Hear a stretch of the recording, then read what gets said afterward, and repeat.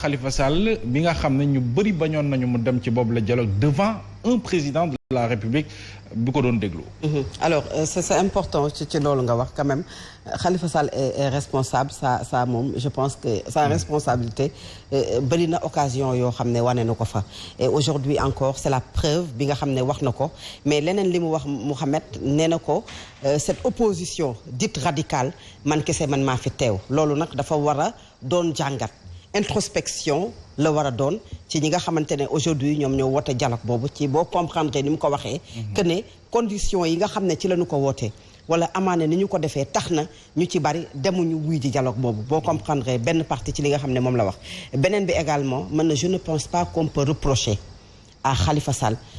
et à Karim Wade le PDS et aux autres de participer à ce dialogue aussi xam nga mbir yi aussi ku ci nekk ci politique la ñu nekk ce dialogue nag bu ma nee mënuñu leen reprocher parce que politique la ñuy def c'est un acte politique que pose le président de la République ce sont des actes politiques que pose aujourd'hui Taxawu Dakar le PDS ak ñi nga xamante ne dem nañu teew foofu donc mënuñu leen reprocher le fait que ñu dem ci dialogue bi mais le dialogue maa ngi dégg sànq ci discours bi le président de la République ne dialogue bi ñëpp ñu ngi fi teew on va parler de tout on va parler d'économie le patronat est là les imams sont là la politique est là mais gis nga dialogue bi c'est un dialogue purement politique amu fa lenn loo xamante ne aujourd'hui mën na jural askan wi njariñ comme gi ñu wax mënuñu ko faa waxtaane mu jur dara parce que def nañ fi des concertations sur la vie chère li mu aboutir gis nañu ko naam am na ci foo xam ne am nañ ci ay pexe mais am na loo xam ne ba tey dafa taggatéeme en ce qui concerne li nga xam ne moo jëm ci diine jeeg yooyu amul lu ñu fa mën a def ci wàllu dialogue loo xamante ne tey mën na fa indi benn solution li ñu fa mën a indi tey solution mooy dialogue boo xam ne politique la ay politique ñoom ñoo ko séq kenn ku ci nekk tamit sa intérêt ci ngay topp pour mu mën la permettre nga nekk électeur Lamine nga mën a samp sa ne Lamine dafa wax sànq ne le président de la République il est très fort et bien sûr je dis oui et il a les cartes entre les mains moom moo leen ko xañoon ñun dañu dugaloon ay dispositions ci li nga xam ne mooy sunu loi électorale que avant d'être candidat il faut être électeur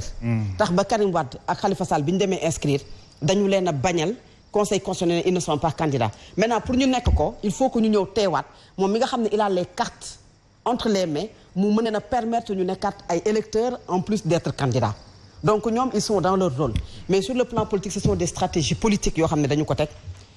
ci un leader boo xamante ne aujourd'hui boo déggee ni muy takkinee ak nga am jàngal ci li muy wax mooy am na xembemteef amaana ak li ngay dégg ci ñu ko jege muy cette troisième candidature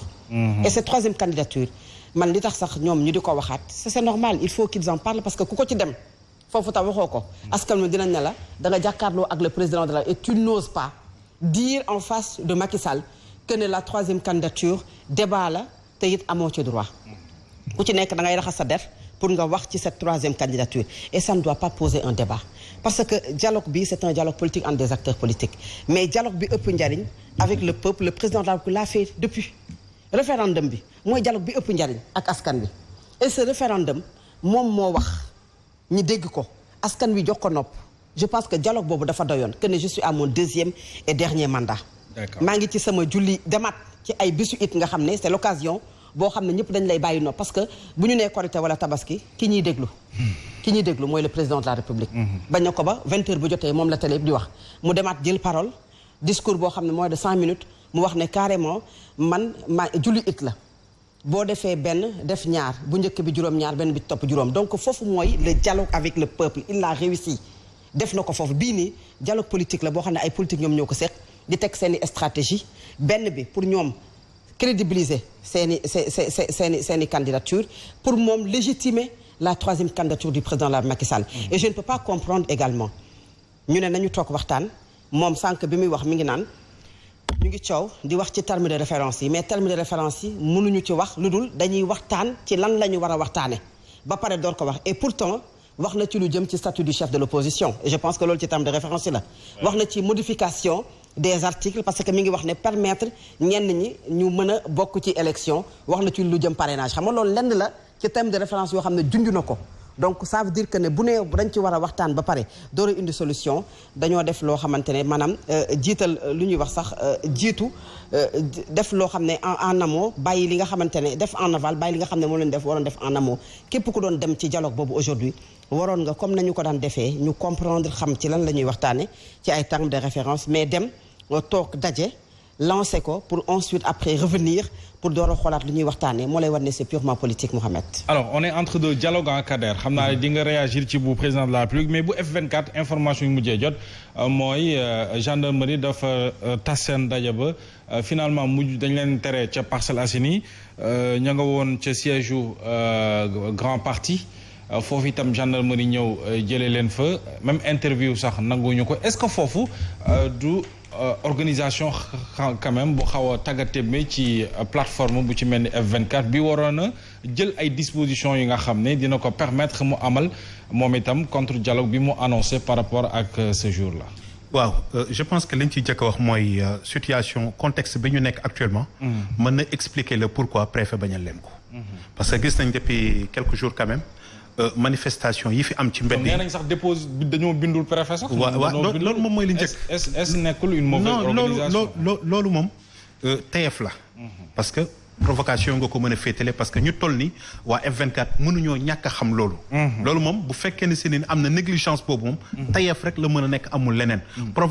provocation la. voilà pour se faire entendre mën nañu comprendre mais même bu fekkoon si. mais est-ce que ci biir salle à travers une salle est-ce que foofu tamit war na. non c'est une question. est-ce que mën nañu fa bind demande d'autorisation. peut-être dans une salle bu nga xam ne. mais risque de débordement yi moo tax. parce que tey ji salle bu mu mën doon mënul contenir li nga xam ne moo di F24 yëpp ak Sénégal yi leen bëgg fekk si foofu. donc forcément débordement pour éviter ko peut-être moom moo mën a expliquer li mais. ci beneen côté aussi li nga ci mën a comprendre Mohamed mooy